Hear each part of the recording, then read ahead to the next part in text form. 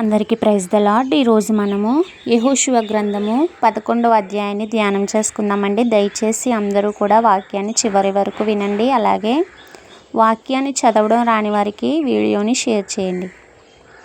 హాసోరు రాజైన యాబీను జరిగిన వాటిని గూర్చి విని మాదోను రాజైన యోబాబుకును షిమ్రోను రాజుకును ఆక్షాపు రాజుకును ఉత్తర దిక్కునున్న మన్య దేశములోను కిన్నెరోతు దక్షిణ దిక్కునున్న అరాబాలోను షెషెల్లాలోను పడమటనున్న దోరు మన్యములోను ఉన్న రాజులకును తూర్పు పడమట దిక్కుల యందలి కానానీయులకును అమ్మోరీయులకును హిత్తీయులకును పెరిజ్జీయులకును మన్యాములోనున్న యోబుసీయులకును మిస్సా దేశమందలి హెర్మోను దిగువ నుండు హివ్వీయులకును వర్తమానం పంపగా వారు సముద్ర తీరమందలి ఇసుక రేణువులంత విస్తారముగానున్న తమ సైనికులనందరినీ సమకూర్చుకొని విస్తారమైన గుర్రములతోనూ రథములతోనూ బయలుదేరిరి.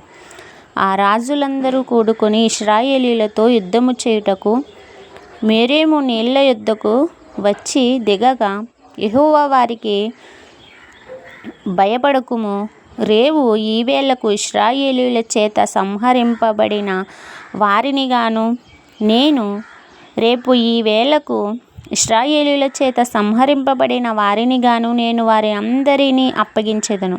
నీవు వారి గుర్రముల కుదికాలి నరమును తెగగోసి వారి రథములను అగ్నిచేత కాల్చుదువని యెహోషువతో సెలవిచ్చెను. కాబట్టి యెహోషువయు అతనితో కూడానున్న యోధులందరూ హఠాత్తుగా మోరేము నీళ్ల యొద్దకు వారి మీదికి వచ్చి వారి మీద పడగా యెహోవా ఇశ్రాయేలీయుల చేతికి వారిని అప్పగించెను. వీరు వారిని హతము చేసి మాహీదులో మాహీసీదోను వరకును మిశ్రేపోద్మాయి వరకును తూర్పు వైపున మిస్మే లోయ వరకును వారిని తరిమి నిశ్శేషముగా చంపిరి. యెహోవా యెహోషువతో సెలవిచ్చినట్లు అతడు వారికి చేసెను. అతడు వారి గుర్రముల కుదికాలి నరమును తెగకోసి వారి రథములను అగ్నితో కాల్చివేసెను. ఆ కాలమున యెహోషువ వెనుకకు తిరిగి హాసోరును పట్టుకొని దాని రాజును కత్తివాతను హతము చేసెను. పూర్వము హాసోరు ఆ సమస్త రాజ్యములకును ప్రధానము. ఇశ్రాయేలీయులు దానిలోనున్న ప్రతి వానిని కత్తివాతను హతము చేసిరి.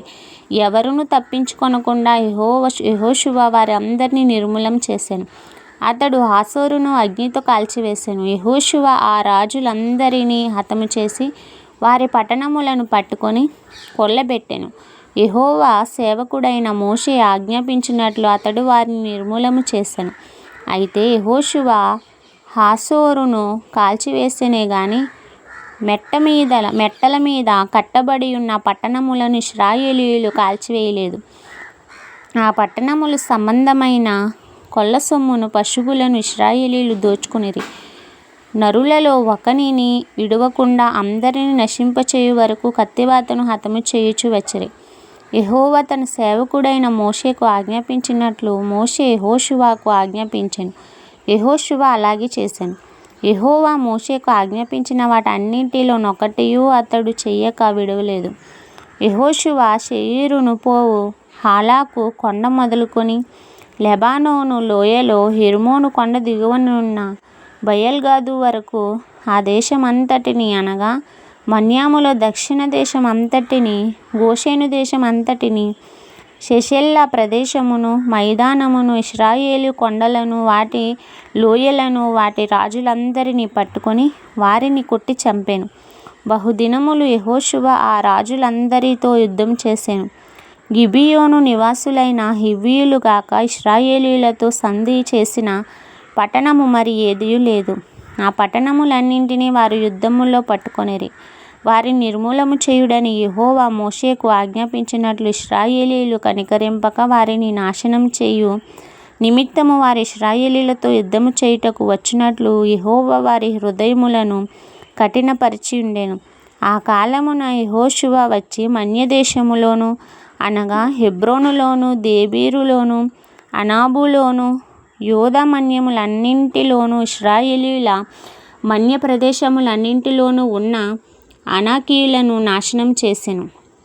యెహోషువ వారిని వారి పట్టణములను నిర్మూలం చేసెను. ఇశ్రాయేలీల దేశమందు ఆనాకీయులలో ఎవడునూ మిగిలి ఉండలేదు. గాజాలోను గాదులోను అర్షోడులోను మాత్రమే కొందరు మిగిలి ఉండిరి. యెహోవా మోషేతో చెప్పినట్లు యెహోషువ దేశం అంతటిని పట్టుకొనెను. యెహోషువ వారి గోత్రముల చొప్పున ఇశ్రాయేలీయులకు స్వాస్యముగా దాన్ని అప్పగించెను. అప్పుడు యుద్ధము లేకుండా దేశము సుభిక్షముగా నుండెను. ఇంతటితో ఈ పరిశుద్ధ వాక్యం మనలందరినీ దీవించి ఆశీర్వదించునుగాక. ఆమేన్.